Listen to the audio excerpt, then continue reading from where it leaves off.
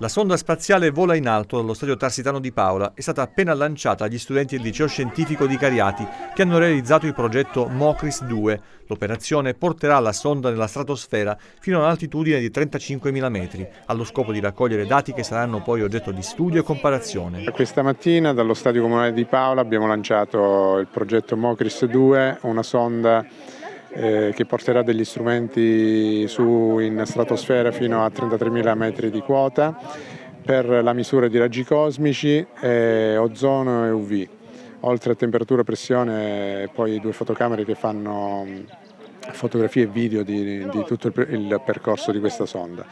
È stato un progetto realizzato nell'ambito del PCTO con ragazzi di quarta e quinta liceo scientifico di Cariati. I ragazzi sono stati parte attiva in tutte le fasi di questo progetto, sin dall'inizio ad oggi, che è stato il momento del lancio. Adesso andremo a recuperare la sonda dove va a cadere, seguito da un GPS, per cui poi dovremo analizzare tutti i dati che saranno acquisiti durante il volo.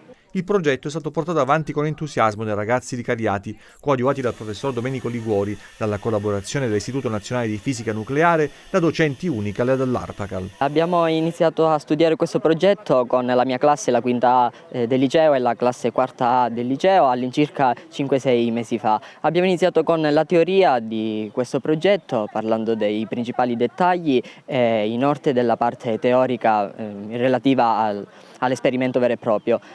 Per quanto riguarda le emozioni che ha suscitato a me e la mia classe, sono state molto forti. Infatti abbiamo avuto la possibilità di fare questo fantastico esperimento tutti insieme, molto legati, e inoltre abbiamo avuto la possibilità di legarci alla fisica in un modo molto più semplice rispetto alle lezioni in classe. Il lancio, autorizzato da ENAC, ENAV e dall'Aeronautica Militare, è stato effettuato a Paola per motivi aeronautici alla presenza delle istituzioni cittadine.